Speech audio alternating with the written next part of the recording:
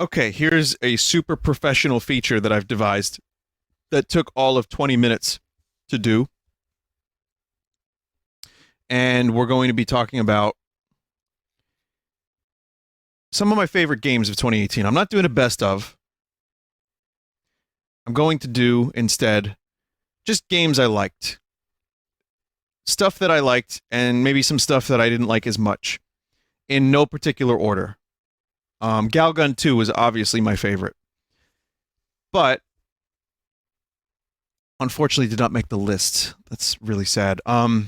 Yeah, so we're not doing like a top 10 list this year. We're just going to do games I liked and why. And I have a couple games here that almost didn't make it because they're indies that came out in early access last year or the year before, but they came out officially on, one console or another this year. But we'll get to them in a bit. So without like having a specific order, let's start with hey, here's a game that maybe some of you remember. I streamed it. Into the Breach.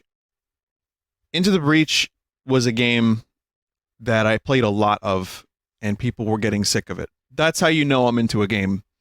Into the Breach ended up being a game that was kind of more short-lived than FTL, but I really loved it, and I think it was worth mentioning for this list because it's a good strategy game. You can play it in short doses, and it made a bit of an impression, and you can grapple the leaper. FTL is a better game for me, but Into the Breach still managed to do a really good job. And then you have, let's talk about Spyro. As someone who wasn't a Spyro fan previously, I just hadn't played the series, playing Spyro Reignited kind of opened my eyes to the whole Spyro thing, and it turns out it's a really fucking good game. At some point, I'm going to play the other games, or at least one of the other games in the trilogy. But the one I played was Spyro 1, and that was enough to put it on the list. It brought back some good memories. It brought back a nostalgia for a game I didn't have, and it ended up just being a really fun playthrough. Nice visuals, Stuart Copeland music. Some of the levels got a little bit assy. I didn't love some of the Spyro 1 levels, but I did like most of them. The bosses are a little lame in Spyro 1, but if people are saying that it gets better, then that's exciting. However, on its own, Spyro was good, and I'm glad I got a chance to finally play the series. And I just like collecting things. I don't know. Platformers from the 90s bring me to a place of like this weird like compulsion that I never knew I had. Good game. Kirby Star Allies I'm putting on the list. Again, totally random order. But Kirby Star Allies ended up being a really good game. It started as a good game. It got better. It's not one of my favorites of the year overall, like in terms of some of the other stuff on this list, but I wanted to include it here because I had a lot of fun with it, and they just kept updating it and adding more and more stuff. The most recent DLC added more characters and a harder challenge mode with some new levels, and I thought it was awesome. Really not, it's a game that it's hard to talk about in that sense because it started out with so much less, and now there's so much more. I think I could recommend this to people that have a Switch. If you're into Kirby, it's a good one. It's not as good as Planet Robobot, but there's some good mechanics. It can get a little too hectic when you have 4 people on the screen. So that's why I recommend one ally. But the powers are good, even though it can be beaten fairly easily. I think it's still worth it. I know Nintendo doesn't like to drop the prices of their games, but if they ever did, Kirby would be a good pickup, like for a sale. Like $30. $30. Dusk. I didn't play all of this game, but I played a lot of levels from each chapter. And Dusk made an impression on me. I may end up streaming more Dusk. But Dusk ended up being a callback to Quake and Doom, Duke Nukem, Blood. Some of the levels were really fucking surreal, and some of them were a little bit more grounded. But I think the strength of the game was its level design and how it like struck a nice balance between like say the weirdness of Quake and some of the story telling elements of like some of the stuff that came after that. Overall, it's just it's a game that you just fight, infinite. You fight and shoot. The gunplay feels really good.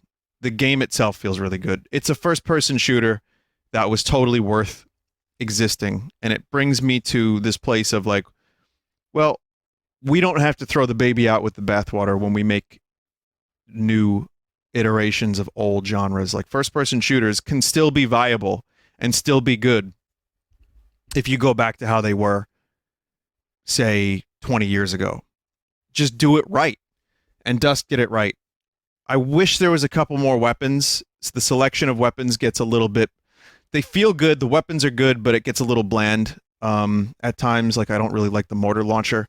And the enemies are pretty memorable. And it leans into some of the horror stuff it does really well. Just a good game. I'd recommend it. I didn't finish it, but I played a lot of it, and I will probably play more of it on stream. Good game. So, Monster Hunter World, I couldn't pick my favorite game of the year, but this one might be close. That was earlier in the... What's wrong with the box art? This was a game that came out earlier in the year, and it kind of it launched an obsession for a while. And I stopped playing it because I have the PS4 version, and I just got bored of it before the DLC came out. And really, Monster Hunter is a tough series for me anyway, because I get like 80, 90 hours in, and then I'm usually good. That happened with this. But those 80, 90 hours were fucking amazing. I like the quality of life improvements. There's people that aren't going to like them. I liked them. Now, you take that, you combine that with more stuff, and you have an amazing Monster Hunter. So I would say that this is a good one for first-time Monster Hunters. I would say it's a good game for people that are looking for something a little bit more difficult, like maybe Bloodborne. But for the people who are really hardcore into Monster Hunter, yeah, I mean, I can see reasons to complain, but I still loved it. It's gorgeous, and it's just a really fucking good game. That said, if there's a way to transfer at some point the PS4 data to the PC version, I will eventually probably do that, and then do all of the stuff that I missed. And hopefully, if G rank ever comes to it, maybe I'll play that. So I don't know if I'm done with Monster Hunter World, and I loved it. But it's a game that maybe isn't for everyone, but it was for me. Hey, check this out. This is the game that pulled me away from my Monster Hunter addiction. For some people, it's Slay the Sleeper. But for me, this is one of the best indie games I played all year. And it's one of my favorite indie games of all time at this point. I couldn't believe it. If you've watched my streams, you know I don't play card games. Card games are cool, I guess. I've played a couple. I don't love them. I don't seek them out.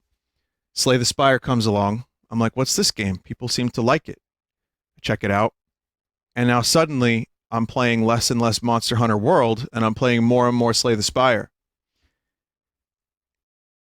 Between that and all the advancements the game has had over the past 9 months, up until the new mod support, with new characters like the slime, etc., this is one of the most addictive and complete packages that I think is available, and you can play this game forever and find new combinations.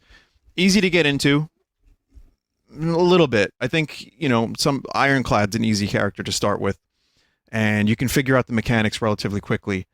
But figuring out how to make interesting decks, like the big block deck, man, it's so satisfying. So, man, I don't know. This might be one of my top games of the year. Now, keep in mind, there are games that I haven't played, like Celeste. Didn't play that. I didn't play Spider-Man. I didn't play God of War. So I can't speak for those games. I can only play so many games in a lifetime. So if there's a game that you thought was like a best of the year that isn't on this list, it's probably because I haven't played it. So, speaking of Capcom from before, Mega Man 11 came out, and it was good. I hesitated to put this on my best of list, but I really enjoyed it. It was a good mix of old and new, mostly old. And it brought back some memories, but also gave me hope for maybe the future of the series, maybe a Mega Man X game like this.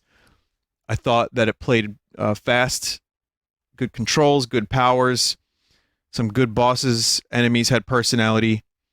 You know, Mighty Number 9 wasn't the most popular game. I know we were looking forward to it at first, and some people wanted that, and that didn't happen. And then somehow, some weird twist of fate, Capcom delivers a pretty damn good Mega Man game. This wouldn't be at the very top of my list if I did a top 10, but I thought it was good enough to bring up. I liked it. I just like Mega Man, though, you know? So, how about this one? WarioWare Gold. This is the best WarioWare game yet, I think. It's got a little bit of everything from the other games. It's got new stuff. It's got Hado-chan. It's got cutscenes that you can speak over. This is one of my most popular games that I streamed all year. I had fun with it. It was very frustrating at times, but more than anything, this is just a concentrated dose of fun. WarioWare is an excellent series that I just want to see as much as possible. And since it's been a while since we got one, this was a good one. And I have to recommend it for them cheeseburgers alone. But the game itself is great. Good for newcomers. I hope that Nintendo then makes a WarioWare on the Switch at some point. And some people, by the way, I think would probably argue that WarioWare Twisted is better than this. And I haven't played it in a while, but that was a good one. So, however, great game. Like, you knew this was going to show up. I love it. I love it. I love Smash Brothers. And this is a good one. That's about it. It's a good game. I like it. I play it. I played it yesterday for 3 hours, outside of streaming it for 2 hours. And I'm not sick of it. World of Light is pretty good. Maybe Subspace is a little bit better. But it's made for a good stream. And for people that are really into Project M and Melee, you might find something to like here. And maybe that was their intent. It feels a little faster than Smash 4 even. But I love it. Love the new characters. I love the improvements to the old characters. And I just have a lot of fun with it. I think that this game, with its characters coming out next year, or rather this year, is going to keep me going for a while. I can see this being a mainstay of my Switch. Smash, though, isn't for everyone.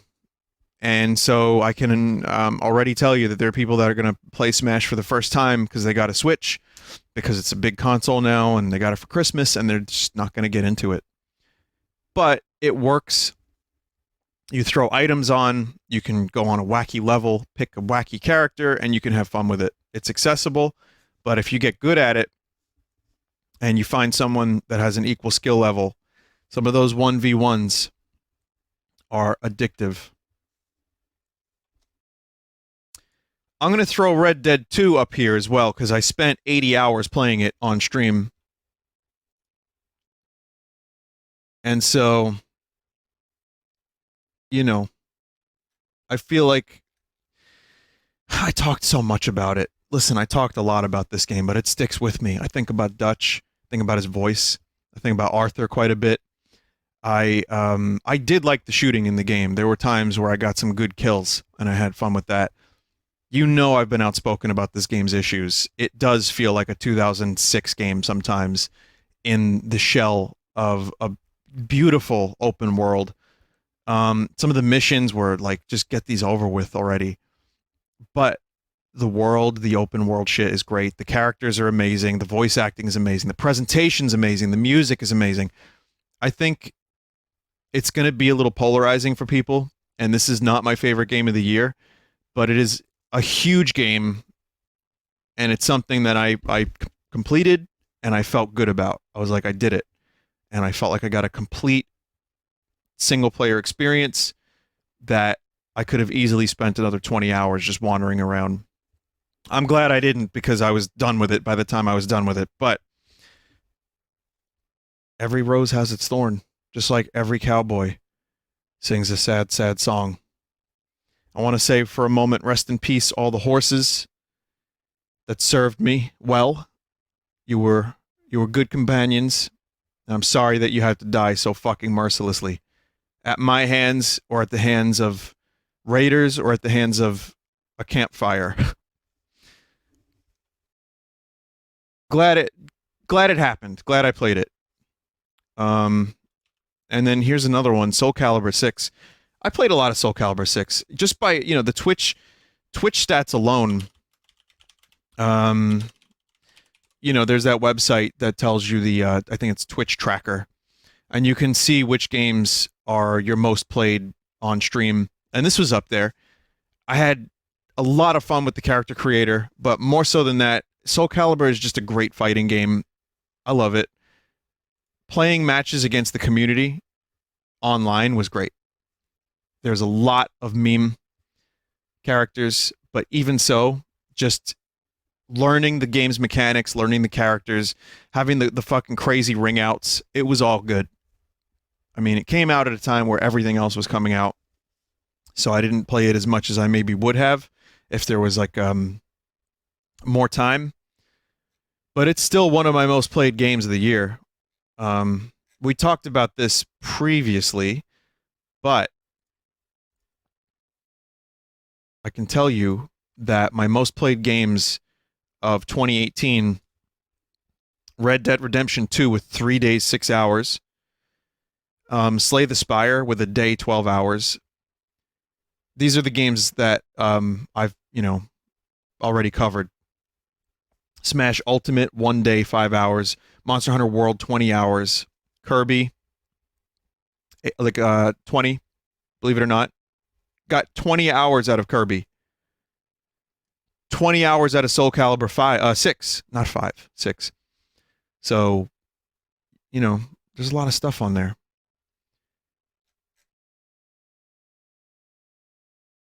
So that's my list. And I just want to say, again, Soul Calibur, really quick. Maybe it's the best of the series, maybe not. I am not that big. I like Soul Calibur, but I'm not the biggest fan to the point where I could tell you every minute detail and change. I can just say that I really liked it. Now, there's a couple other things. Before we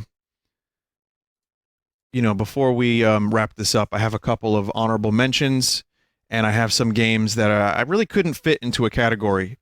I'll give you an example.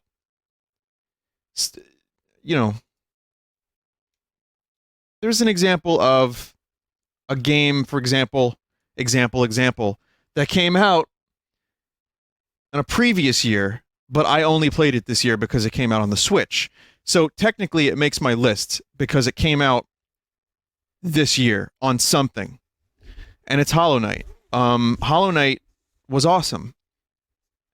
This is another game I put a lot of time into. And I don't actually have that. For some reason, Hollow Knight's not showing up on this list of games I streamed. I don't know why, but I seem to recall Hollow Knight being one of my top played games of the year. So, this game is fucking great. It's a Metroidvania. I got lost. I was terrible at it at times, but it's both challenging, extremely... 32.8 hours. So there you go. It's a long game, but it's got some good characters. It's got everything that you do to make your character more powerful. You're just like, oh, I want the next one. Because they're all, or more or less, they're all pretty great. The world itself is engaging. Some people don't like the art style. I liked it. I didn't love it, but I liked it a lot. Some just really good moments that happen in that game. I'm a weird dude, so I'll criticize a game for being too long. I feel like this game was a couple hours too long, but regardless, one of the best indie games I've ever played, and I can't recommend it enough. So, and then you have this, which I think this made my list last year, but I'm throwing it in here again because I played a lot of it. This is one of the best indie games ever made too, between this and Hollow Knight, but for different reasons. Dead Cells is still one of the most fluid, fast action combat games I've played in a long time. It kind of has a Metroidvania thing going, but not really. I think it's a little bit like that, or it seems like that. But for those that are uninitiated, randomly generated levels, much more like Binding of Isaac in that sense, where you just continue to do runs and make progress and unlock new things. I love the way this game feels. It came out on the Switch this year, so I'm putting it on the list because I played a lot of the Switch version. I probably played more of the Switch version than I did the PC version. Possibly. I don't know. But Dead Cells makes the list. Subnautica. It's here again. This is a tough one, but I had to mention it because this is a game that I streamed for 34.1 hours in 2018. Subnautica is a fucking amazing game that it's, again, one of my most popular streams, so people that have been here for a while, you know the deal. Underwater exploration game. Elmo would be pleased. This game is engrossing. The building elements are both simple, but yet you can do a lot with it. Finding new stuff is great. There's a little bit of a story here that when they released it... See, I played the previous versions, the alphas and the early access and stuff, and it was cool, but it wasn't really brought together by a whole lot. The finished product, there's a bit of a story. There's a thread. It gets really weird. It gets interesting. There's some alien stuff. And it's great. It's just a great fucking game. It's like kind of... It's one of those rare games that I'll remember forever. It's cheesy as fuck, but it's true. And also there's an expansion coming out. There's like a snowy expansion, an Arctic expansion. I will be streaming that when that comes out. So even though I've played Subnautica for a couple years in various forms, it's on the list because it was released this year. So then you have, other games like Vinny. Someone said, Vinny, what about Mario and Luigi? I played Mario and Luigi. It was my first time playing it. And that didn't come out this year. It kind of did. Mario and Luigi Superstar Saga came out this year on 3DS as a remake. I didn't play that version. So I can't really... I'll say this. I love the game. So... Now, I have a couple more. These are games that I would say almost made my list. So I'm going to call these almost. The Messenger. So much potential. I really loved the first half of this game, and the second half was a slog. When there were new levels, it was still great. But this is like the Shovel Knight of this year in some ways, and it's a good retro platformer. And it's action-focused and ninjas. Good boss fights. But when it turned into a Metroidvania, which is a genre I really like, it just didn't do it for me. So that's unfortunate, but overall, I'd still say it's a good game, and some people probably would like it better than I did. So, not bad. It's fine. I didn't love it when I first streamed it. I played more of it. It's fine. It's not on the list. I'm looking more forward to Pokemon this year. I'm very indifferent about the game. I haven't played it in a while. But it's fine. Fine's not good enough.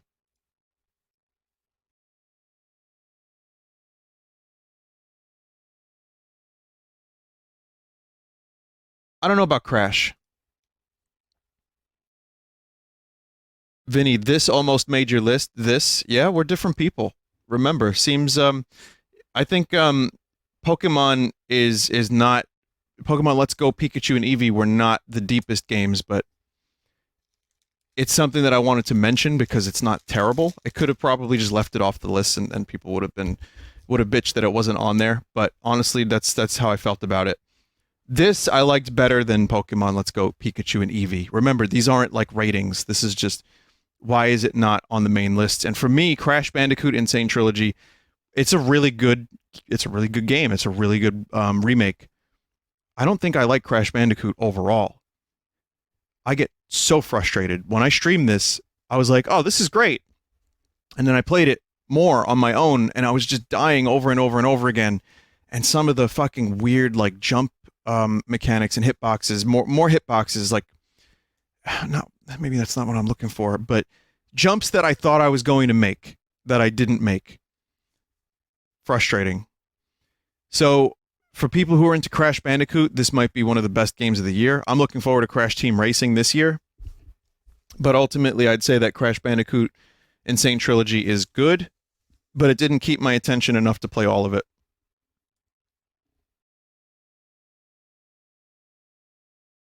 People are saying there's input lag in that game, too. Super Mario Party. Why is Mario's mustache a different color than his hair?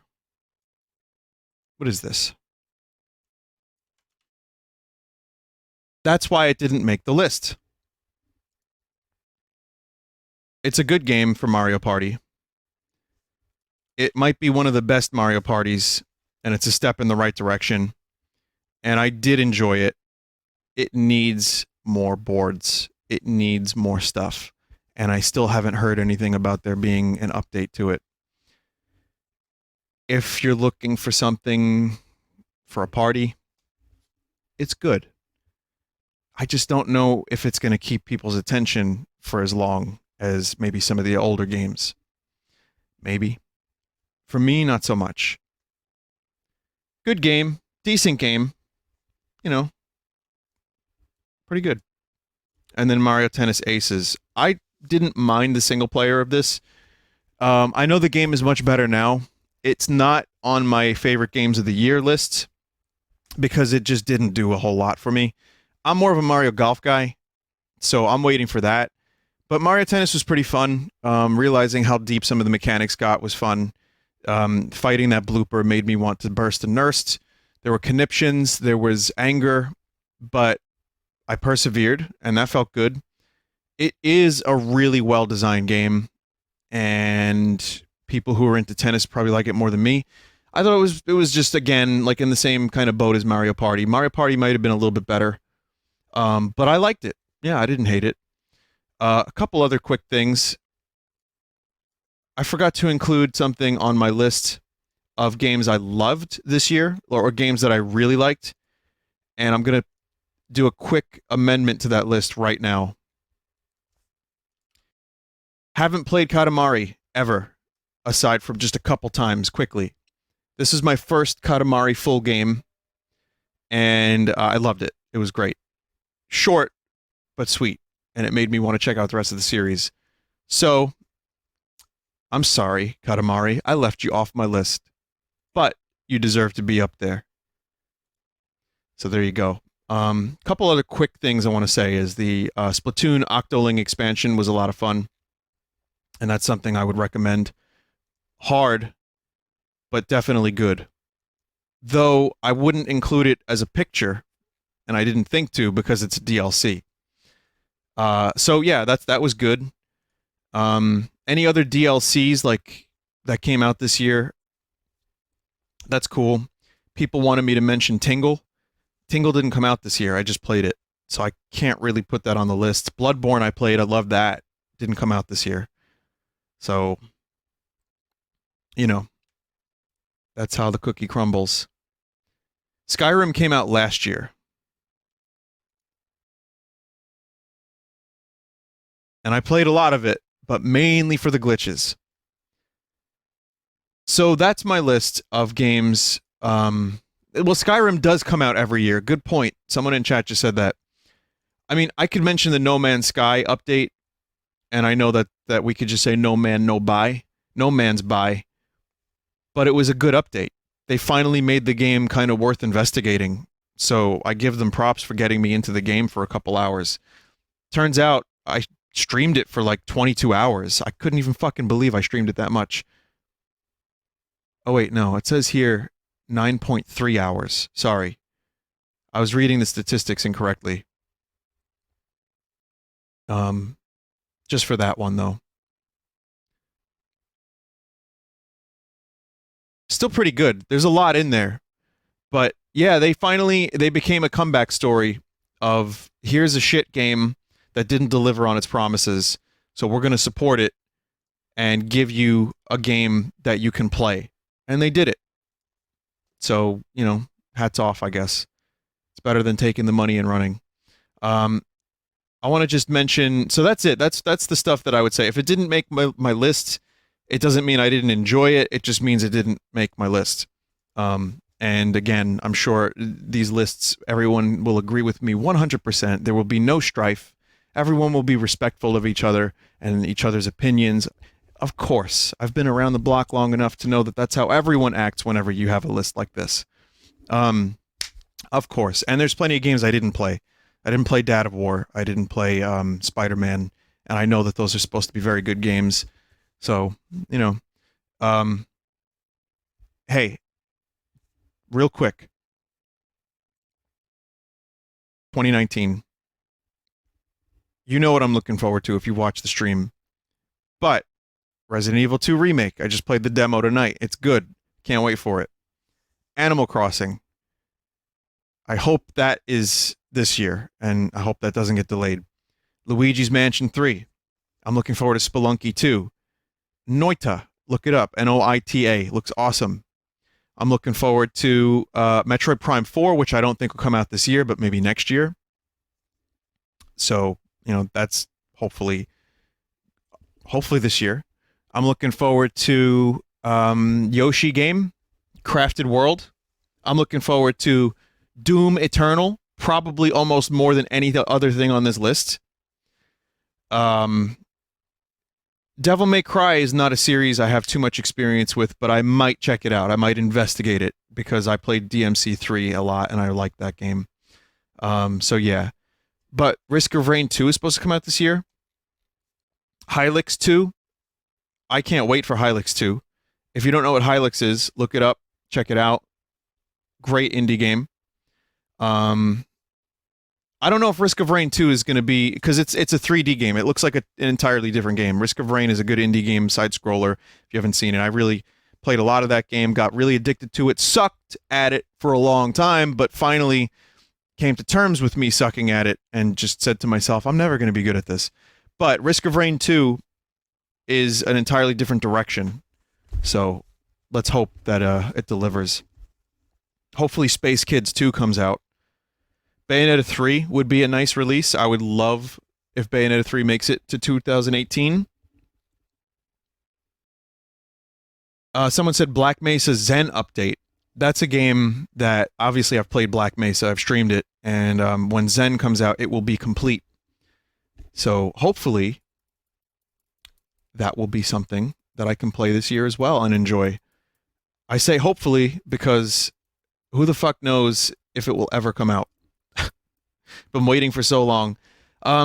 Someone said Mortal Kombat 11. Sure, maybe. Vinny, Mario, and Luigi remake. Bowser's Inside Story, maybe.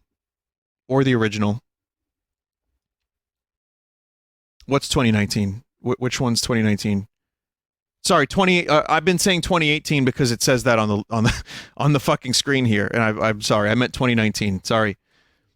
Final Fantasy VII Remake, I don't think will be out. I don't have any experience with the Kingdom Hearts series.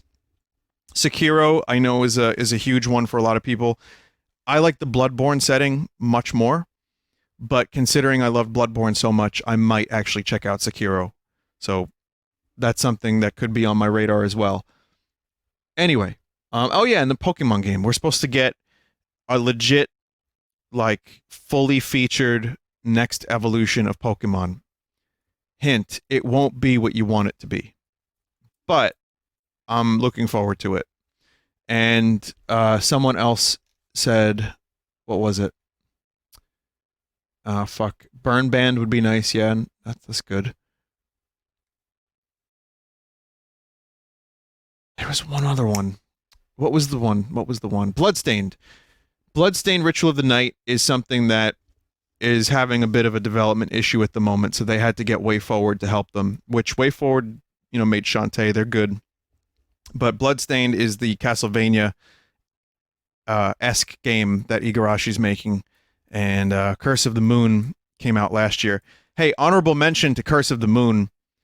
I forgot about it, but that was legit. Bloodstained, Curse of the Moon, huge honorable mention to that. I fucking loved it, actually. So that might even have made my list had I remembered it. But Bloodstained Ritual of the Night, I hope is good. I hope it's as good as Symphony. I don't think it will be. I think it will probably be good, but I'm glad they're spending the time polishing it up, working on it, delaying it, and not just releasing a piece of shit. So thank God for that. So those are my hopes for 2019.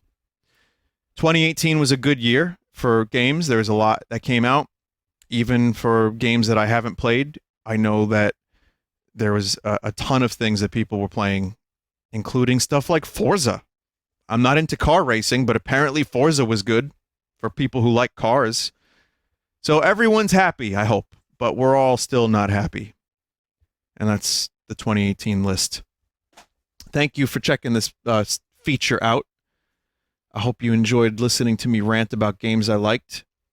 And I hope 2019 is a good year like this was, because 2018 brought us some good stuff. Someone said, what about movies? I didn't see a lot of movies this year. And I tell you what, I didn't listen to a lot of new music this year that came out this year.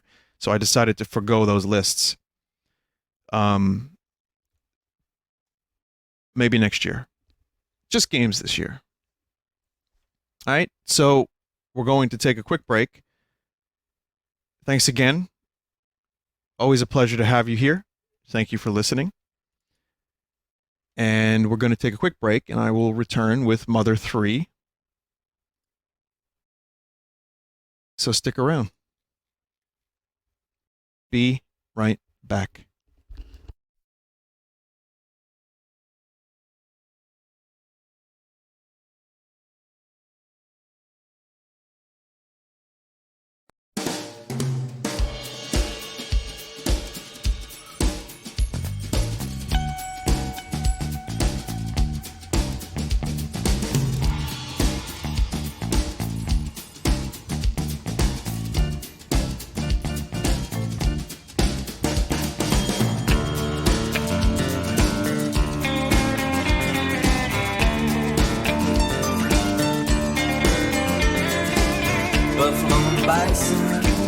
Bison, buffalo, cannonball, rifle, cannonball.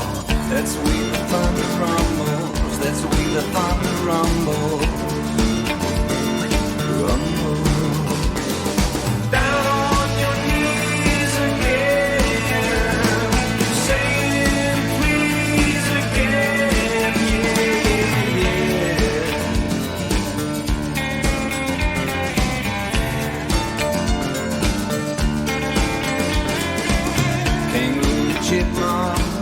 Chipmunk, kangaroos, valley with bedbugs,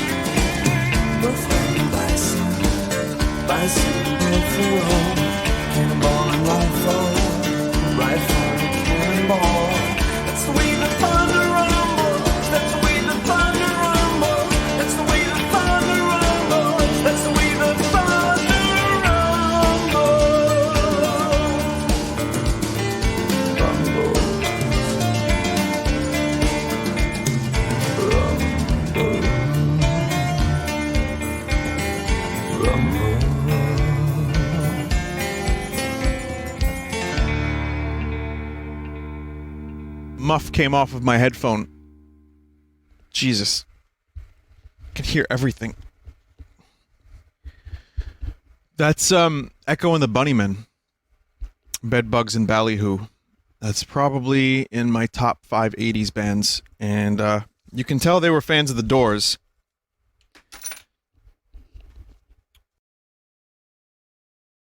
It's funny because these guys are pretty well known, yet still not very known. And they have a weird name, so they're memorable in that sense, but I still feel like whenever I show an Echo and the Bunnymen song, there's still a lot of like, who? But they have a lot of songs you might have heard at some point, like The Killing Moon. Anyway, they're fucking great, so check them out. I need to get better muff on these headphones. Now, if you'll excuse me, my tea is almost finished boiling. Well, the water for the tea. I'll be with you in a moment. Hang on a second.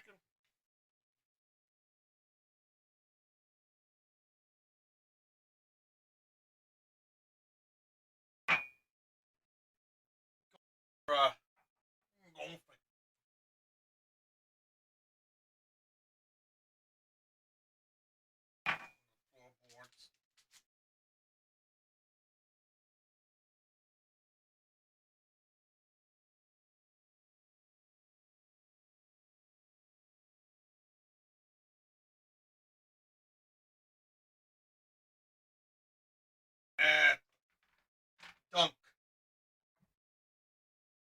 Life for me. This is how I do my business. I just say dunk when I'm dunking tea. You know what I mean? You heard everything, huh?